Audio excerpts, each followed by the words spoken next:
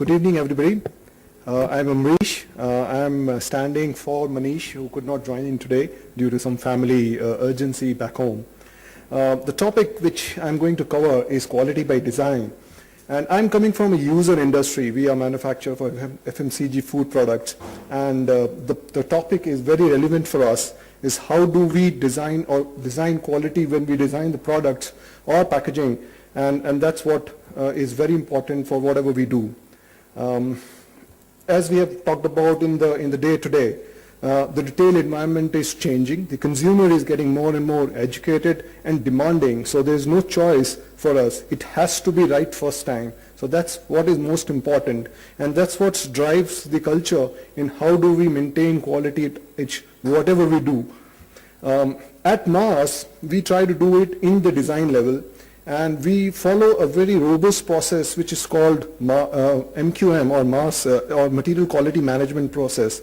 This is a subset of the quality process that we follow at Mars and is applicable for all raws and packs and the process by which we manage our supplies in.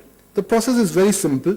It's basically taken from the HACCP methodology or the foundation, and works around finding the risks which are there involved in the system and try to mitigate those risks.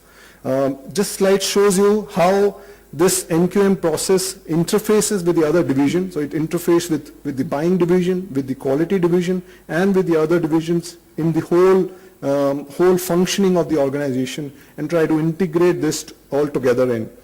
And the steps are very, very simple.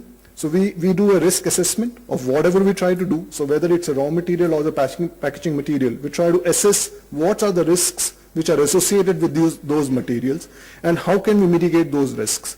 If these risks are available, are there with the supplier end, then we work along with the suppliers to mitigate how can the supplier control this at the first place itself.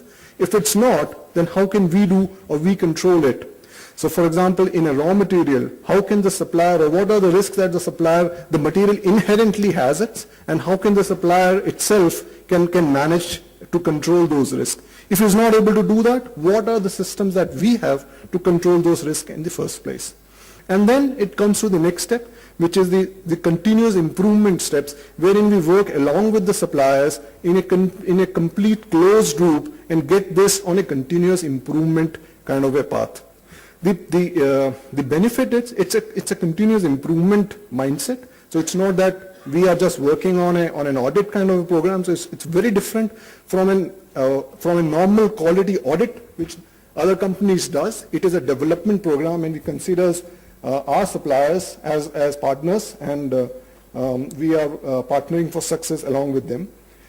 Interestingly, this function lies with commercial or the purchasing function at Mars globally, and the reason why is because we are not looking at this as a short-term kind of approach. This is an approach by which we are trying to empower our suppliers, engage them, and develop them for future. So that's why it is coming in the scope of the purchasing or the commercial, as we call at Mars, wherein we are getting ready for future, and that's why we say that this is a continuous improvement mindset and something which we can definitely use in controlling our supply chain and our product development cycle. Thank you.